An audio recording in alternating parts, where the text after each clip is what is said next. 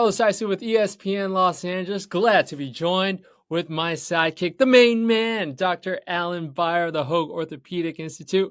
Dr. Beyer, we got another huge NFL injury. The right finger in the throwing hand of Justin Herbert.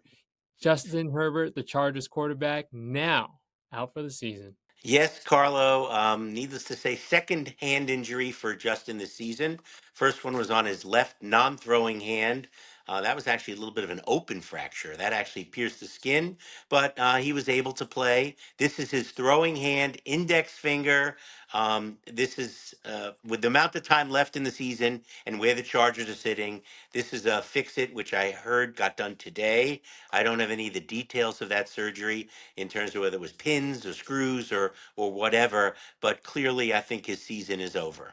As we talked about with Joey Bosa in last episode, this just undermines a further disappointing season for now the 5-8 Chargers.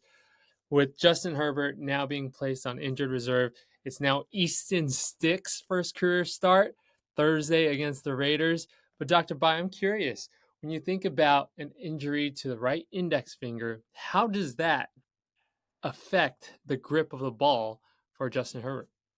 Well, your thumb and your index finger are probably the two major fingers holding the butt of the football with the throwing motion. So, I mean, there's no way of getting around it. It's really kind of like a golfer breaking an index or a middle finger where they're gripping the club. Although the club grip is a little bit more in the palm than the football is. This is a game stopper.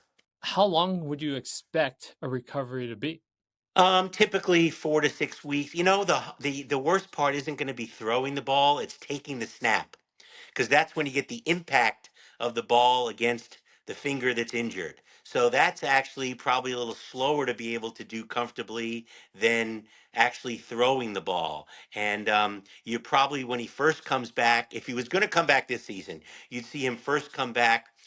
With a lot more shotgun snaps than under center snaps, because your hand is right there when you're under center, and the ball's going right into it. But I think it's moot, because I think that at this stage of the game, they're not going to risk the future of Justin Herbert just to get him back a game or two early in a season that is essentially done for the Chargers. And it's sad, too, because the way things and parity have come down in the AFC, they did not need to have a 12-5 record or an 11-6 record this year to go somewhere in the AFC. Look at the Buffalo Bills now, 7-6 after beating Kansas City the other night, and they're right in the throw of things and the mix of things. So the Chargers, going into last weekend, were only 2 games back. They theoretically still had a shot if they could somehow make some magic happen in the last 5 games.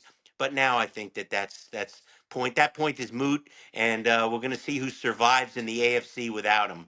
I like being optimistic, especially for Chargers fans who've had bad news all season. But this now allows Herbert more time to recover, looking ahead to next season. Um, I mean, for a lot of football fans who look at the Chargers, they think disappointment. And a lot of blame goes towards one guy, being Brandon Staley. Do you think Justin Herbert can kind of turn things around for this franchise with possibly a new coach? I think it's not only possible, I think it's likely.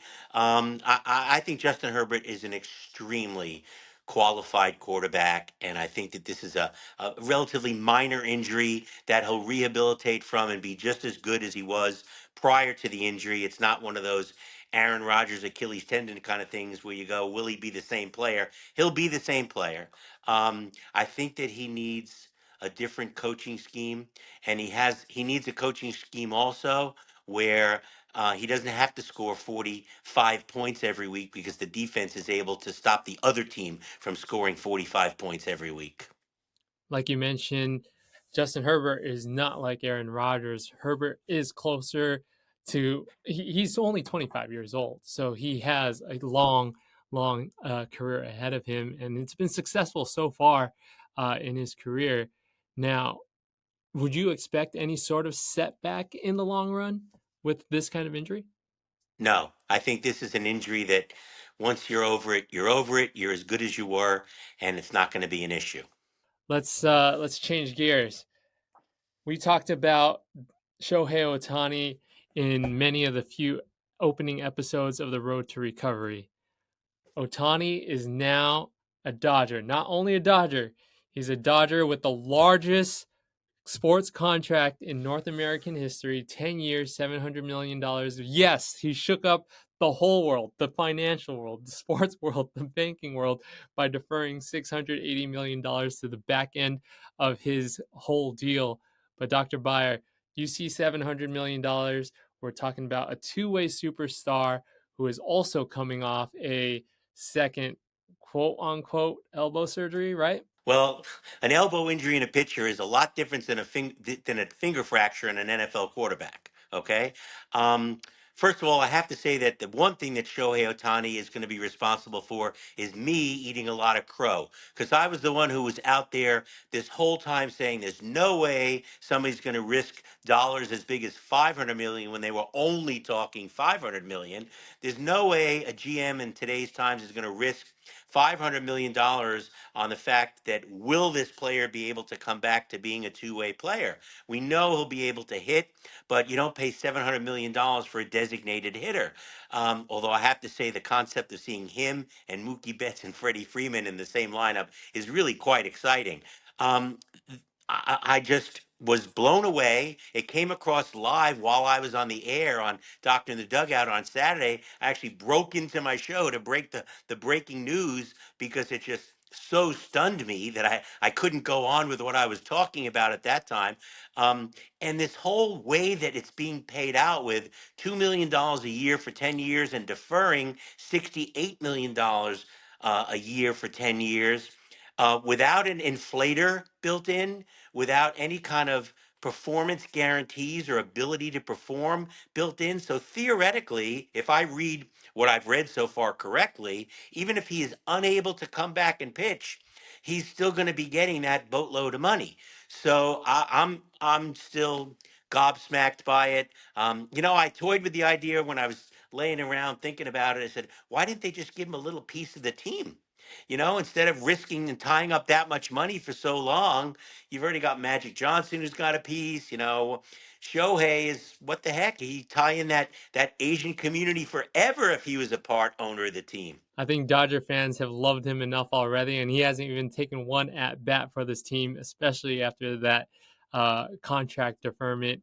I mean, he's really allowing this team a lot of flexibility, financial flexibility, to boost this roster. So I think he really has taken some ownership of the fans and of this team.